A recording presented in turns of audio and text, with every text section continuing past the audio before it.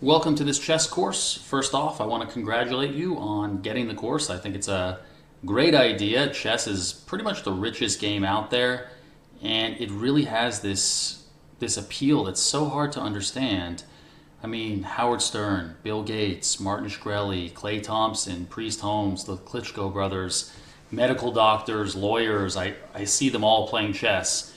And, one of the things that I've heard personally from medical doctors is that they want to create those masterpieces. It's just the ultimate mind game. Even if you have, a really taxing, high service job, there's just something really special about chess, something really beautiful about chess, and something really intellectual about chess.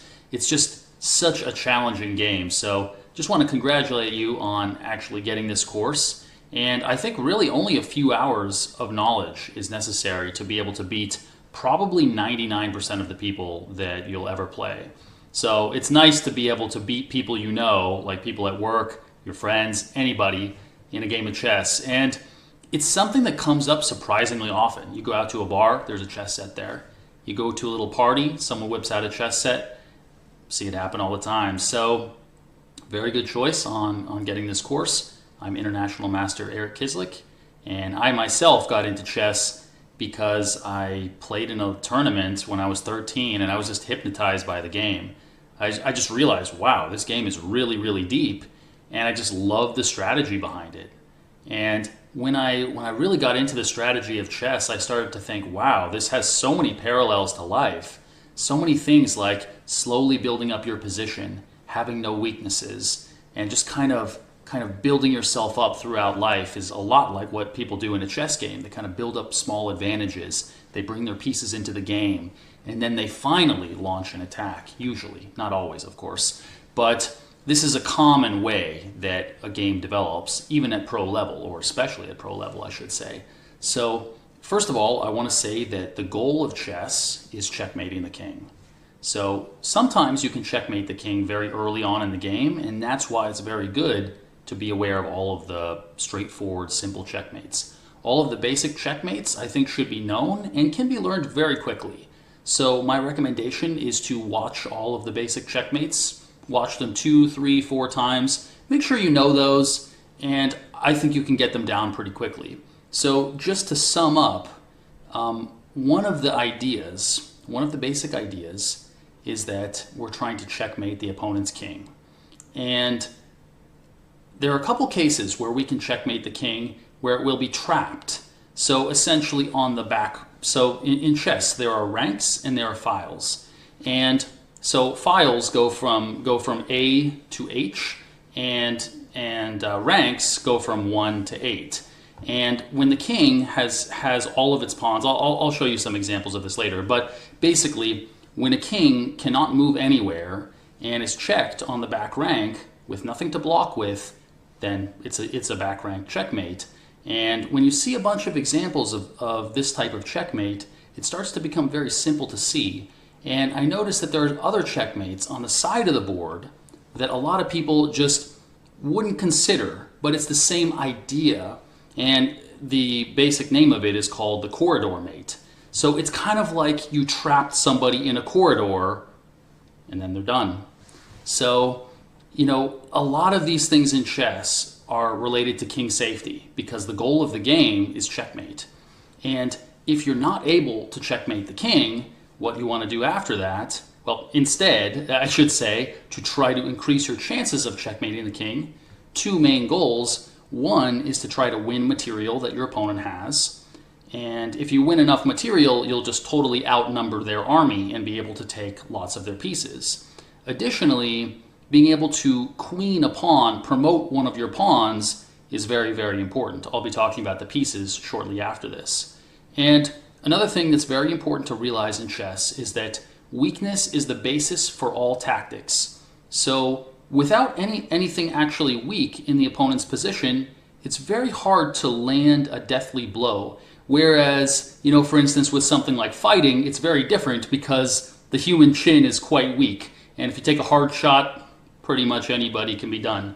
So, in chess, it's a little bit different. Inherently, positions are very solid if one side makes no mistakes, puts all their pieces on pretty good squares, puts their king away into a safe place. So all of these things are very important to think about. And one thing that I want to say is that it's always been so amazing to me how the combative nature of chess really it really brings out so many interesting personalities and really excites so many players. And it's just the depth of the game, the amount of ideas and conceptions. It's really such a warlike game, and because of how warlike the game is, you're kind of like at the head of the chain of command. I think it's actually very interesting to think about chess strategy in terms of war strategy. So I want to start off and discuss some typical kind of war strategies, and then we'll see how they apply to chess, so that you can kind of conceptualize some of the strategies and what you might try to do, because there's a pretty heavy overlap, and it's actually very interesting when you factor all of that in. So ultimately, usually during wartime, the main three goals of either side in general, the first one is to conquer and destroy the enemy. In chess, that's not necessarily to capture all their pieces, it's to checkmate their king. And of course, capturing the main body of the enemy army is often very useful, of course. Taking possession of their material is very important as well. And occupying the opponent's capital, well, for instance, in a war.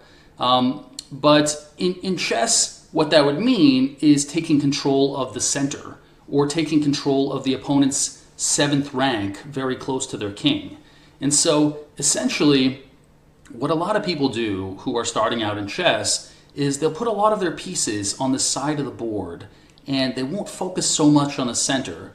But the problem there is it's a little bit like, let's say you're trapped in a closet. It's kind of like that, where, let's say you're in an apartment and somebody breaks into your apartment, and if you get trapped in the closet, you can't escape. Let's say you're in the main living room and you have 2 or 3 doors out. You might have 3 different options to get out, and that's the mobility factor. So it sounds like a strange analogy, a home invasion, but that's actually a pretty good one in chess. So if you're only playing on the side of the board and just kind of touching everything on the side and not paying attention to the center, if they're playing in the center, they're going to be controlling a lot more squares. So that's a very important one as well. So in chess, if you can win the opponent's material, win it. If you can occupy the center or put your rooks on the 7th rank, all of those things, yes, of course we want to do those things. And if we can conquer and destroy the enemy, of course we want to do that. Another thing that I want to talk about are more general strategies, more general war principles and strategies. And one of them is using your entire force with the utmost energy. In other words, don't waste time. And in chess, this is very important as well. One thing you may notice is that when a lot of people start playing, one of the first things they do is start moving the queen around. I have my queen here. Oops. They start moving the queen around, and they might move it 1, 2, 3, 4, 5 times in a row. But the problem is, if you're only playing with one piece, it's not going to be very effective. And you won't be playing with the utmost energy. And to really get the most energy out of your pieces, you have to have as many forces as possible participating. So that's a very important thing to think about. Another strategy is concentrating on the main point. And that's a very common thing if, let's say, if you're playing for checkmate. You're thinking about, all right, well, where could I possibly checkmate them? What is weak? And you look for a way to take advantage of that. Another one is basically optimal utilization of force. And in other words, concentration of force. This is exactly what I was talking about, where if you play with your queen too much and don't focus on using some of your other pieces, if you don't bring your other pieces into the game, there can easily be a problem, because the thing is, you won't have enough concentration of force. Imagine your opponent has 4 pieces in play and you only have 1 in play. Those 4 pieces will easily be able to cover an attacked square whereas the one piece attacking probably won't be able to do much damage. It'll basically be a one-man mission when you could have a 5 or 6-man mission. So it's important to make sure that you have all of those pieces in play whenever possible. And I'm going to show plenty of examples of this. And another important thing is economy of effort. So, that basically means the resources, tools, weapons you have available, and you're going to want to be as economical as possible. So let's say you want to defend your king.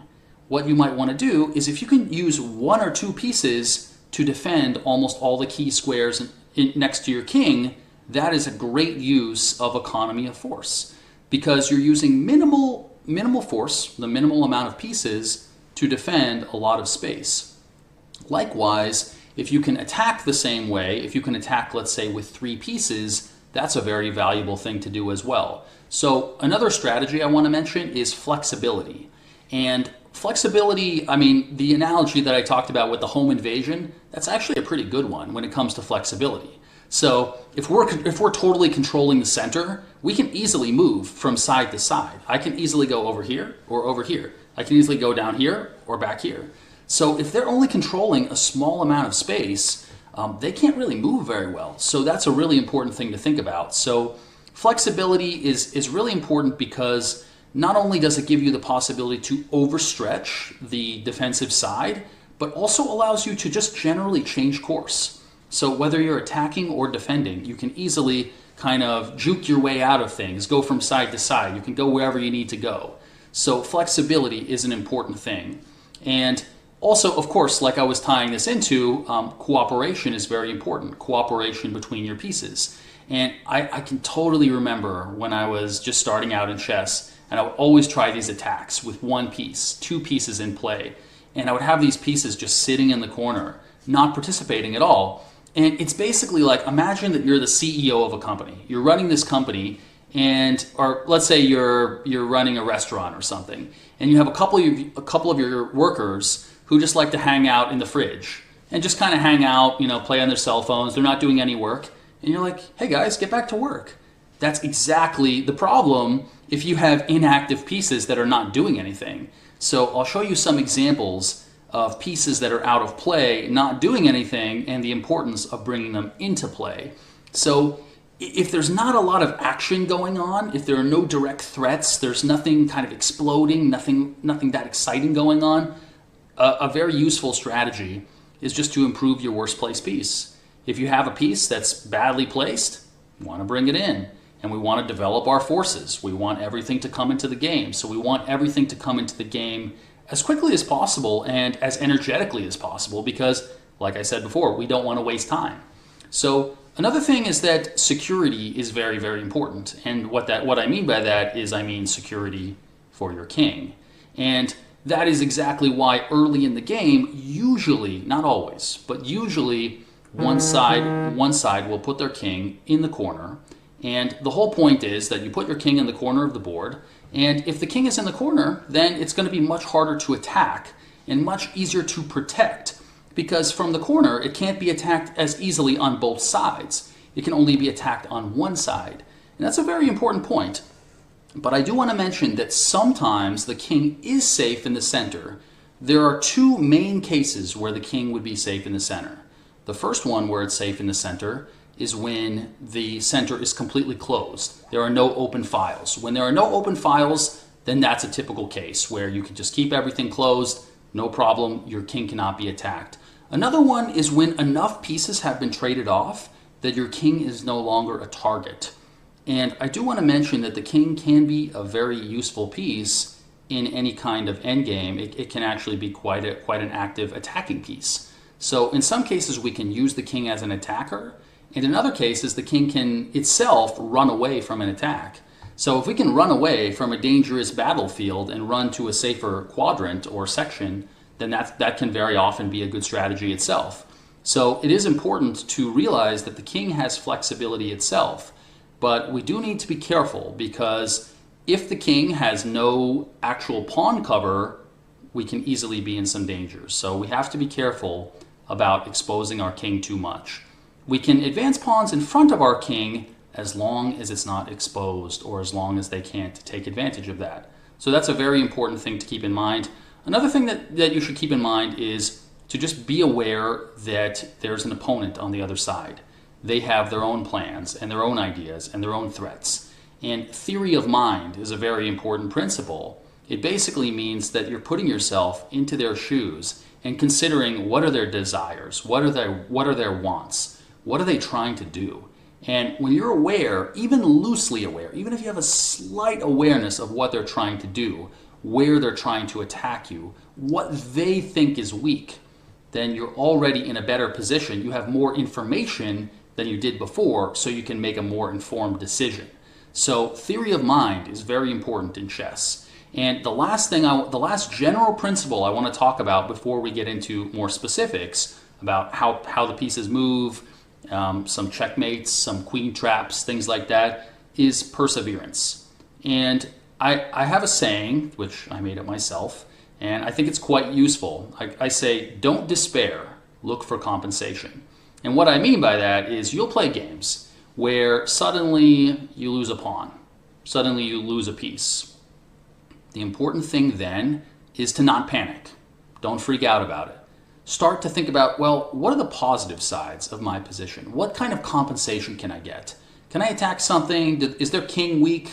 Can I expose their king somehow? So there are cases where you might be down 2 pawns or 3 pawns, and you might be able to even play a sacrifice that doesn't look correct. Maybe it's very risky.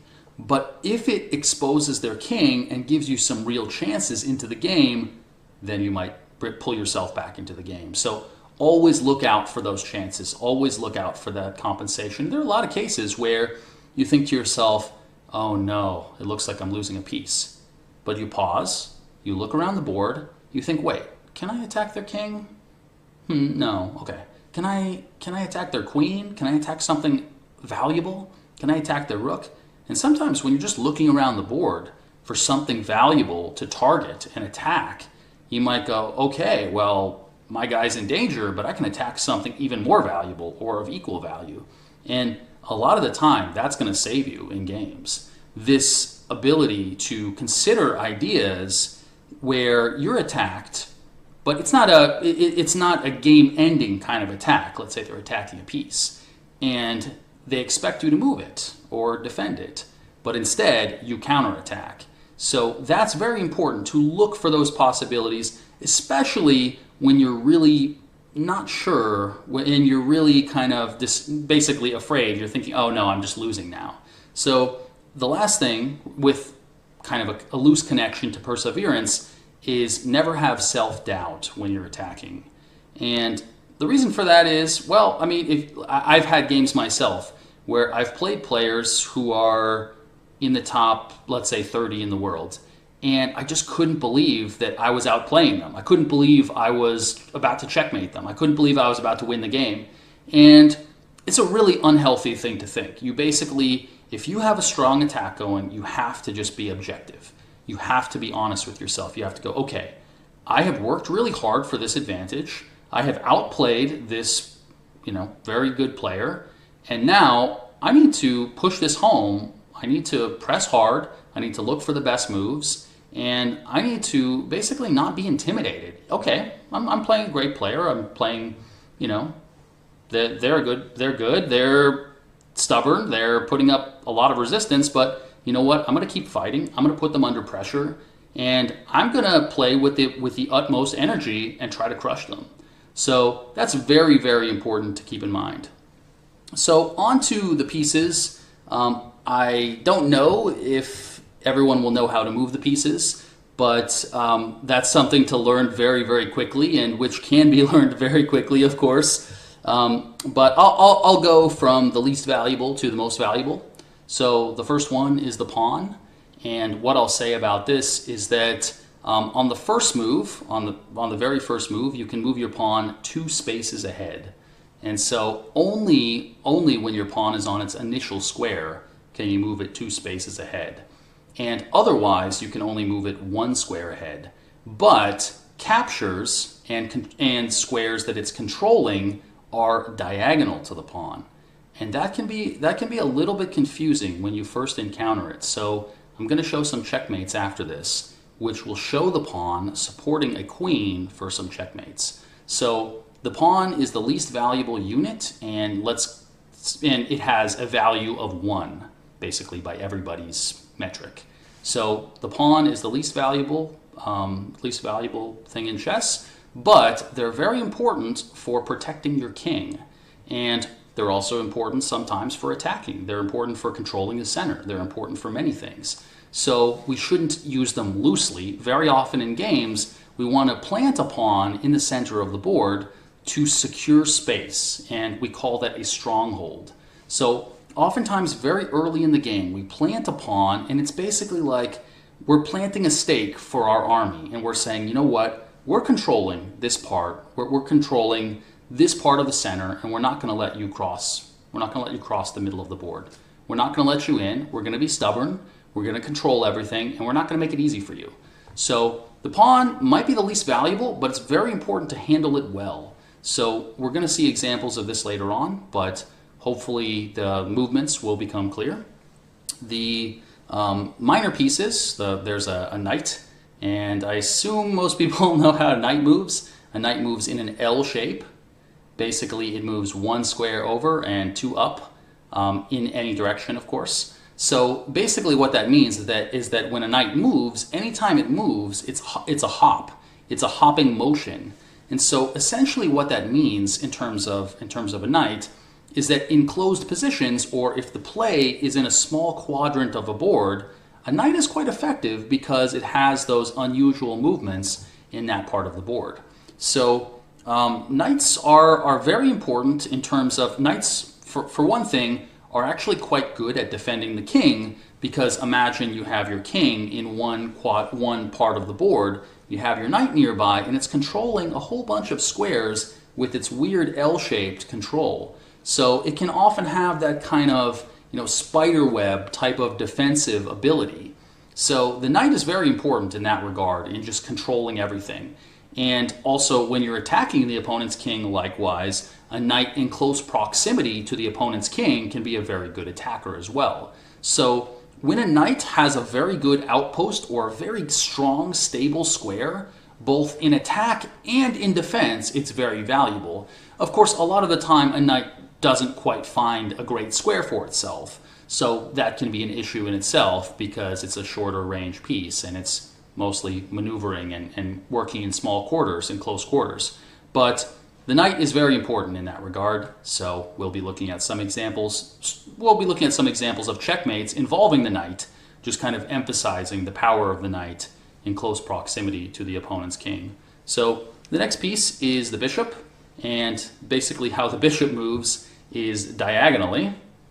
And essentially what that means, and this is something that a lot of people don't pick up on, what that means is because it moves diagonally as many squares as it wants in whichever direction it can go in, sometimes a bishop can actually be an effective piece on its initial square, because a bishop can be on its starting square and it might actually be kind of shooting through space and controlling some important squares. And sometimes you can kind of pull it back and have it kind of block your king. So the bishop, two bishops together, when two bishops are assisting each other in attacking, they're very effective because they control different color diagonals. So it's like you have these two laser beams shooting and controlling a whole bunch of open space. And if you have two bishops and your opponent only has a bishop and knight, if they don't have two bishops, then your unopposed bishop is going to be a very important piece because they don't have the same bishop. So we'll talk about some checkmates with the bishops, how to get those pieces more active, what you want to do with it later on. And the rooks usually very early on in the game are unable to do that much because they're in the corner. They start off in the corner and they move in straight lines. So, as far as they want in a straight line, horizontally or vertically. So rooks are very important usually as more and more pieces get traded off, because then they usually have more open lines. But the rook is the second most valuable piece, and two rooks compared to a queen, two rooks are slightly more valuable than a queen. And one of the things is that when two rooks are playing against a queen, they can sometimes try to overpower it. Basically, have two pieces attacking one square or one pawn, whereas the queen is trying to defend. I do want to say, though, just if you want to think about it in number terms, basically a rook is worth a little bit. So I said that a pawn is worth 1. The bishop and the knight are both worth about 3.5, and the rook is worth a little bit more than 5, and the queen is worth 10. And these numbers were arrived at through very deep computer research and analysis, so they're very accurate to like the 99.999 percentile. But it's very useful actually, because if you think about imbalances, like, oh, my opponent has this piece and I have this other piece, you can compare an imbalance. So let's say for example you have a rook for your opponent's knight. Your rook being slightly more than 5 is worth a lot more than their 3.5. And part of that is because the rook's mobility is so much greater than not only the bishop, but also the knight. So it's important to have very clear ideas on material and make sure that you're not giving up material. And so the last two pieces are the queen and the king. I know they look kind of similar, but they're a little bit different here. But basically the queen can move in any direction, as many squares as it wants. And it's really, really important to have a good handling on the queen, because you want to be careful about having the queen really just moving around in the center very early on in the game, because the queen, when it's attacked by a much weaker piece like a knight, it's going to have to move right away. So you want to be careful about putting your queen in a position where it's vulnerable to piece attacks by other pieces. So the queen's really important in that regard, and sometimes finding a great square for the queen can be really, really valuable in long-term chess strategy. If you have a really dominant queen and the opponent has a bad queen, you'll often have a big advantage on the basis of having better pieces. So I'm going to show a bunch of interesting examples where a queen gets trapped. And if you can trap the opponent's queen, and you'll probably be surprised by how many cases will come up simply because they're unexpected, simply because your opponents probably will have no idea what you're doing. They'll go, what? My queen is trapped? I can't even move it? So that's something which I'm going to show a bunch of examples of, and you'll probably be really surprised by them. But if you trap your opponent's queen, let's say with a knight, you'll have so much more material than your opponent, you'll be able to overpower them with your army, usually with very direct play, very direct and energetic play, using all your pieces together. So lastly, the king, very important to focus on king safety, having your king safe, being very aware of how safe yours is compared to how safe is your opponent's. Because if your king has no pawn cover, it's out in the open, they're just running after your king, you can be in big trouble. So always try to make sure that I'm very aware of exactly how safe my king is. So king safety is a huge, huge deal. The king can move one square in every direction. So it's like the queen, but the queen can move infinitely in any direction, whereas the king can only move one square. But I do want to say that if the king is totally safe and you're really late in the game, like lots of pieces have been traded off, the king can be a very good active piece, because sometimes your king will just march straight up the board and maybe might support, let's say, a passed pawn. You might be trying to, one of the things which is very important about pawns is if you push your pawn all the way to the edge of the board, to the end of your opponent's 8th rank, to the end of the board, you can get a new queen. And, so basically you're trading your value of 1 for 10. So that's a big deal. If you can promote a pawn, that is a really huge deal. So you're going to also want to pay attention to that. And one piece of advice I have, if you're totally winning, you have way more pieces than the opponent, a really simple strategy you can play that a lot of people don't think about is just try to march your pawns up the board as fast as possible. You might just have a pawn that can just go boop, boop, boop, boop, boop, just run straight up the board. If you can run your pawn straight up the board and you're up tons of material, you get a new queen, let's say you get a second queen, you have two queens, it's very easy to checkmate the opponent's king with two queens because they control so many squares. So it's really important that you handle your pieces like that, and make sure that if you're up a lot of material that you focus, or at least don't neglect the possibility of really just trying to queen pawns. And late in endgames, there are entire endgames. There are just entire libraries of positions where the only way to even get winning chances, even get a chance to win the game, is to try to promote a pawn and get a queen. So when you push your pawn to the other end of the board, you don't have to get a queen. You can actually pick whatever piece you want besides a pawn. But since the queen is the most valuable, I would say, I don't want to say 99%, but about 95% of the time we do want to pick a queen when we get to the edge of the board. So it's very, very important that you pay attention to these things, because I can show you lots of examples where, late in the game, people are like, oh, I'm up a lot of material. Oh, I don't have that much time left. Or, oh, I couldn't figure out what to do. But the simplest plan, if you're up a ton of pieces and you don't know what to do, is try to queen a pawn. Try to push your pawn straight down the board and try to queen it. So hopefully you're able to use some of this advice. I'm going to move on to showing you basically how pieces move in action. So there's a nice feature on chess.com, and I'll show you that one in a second.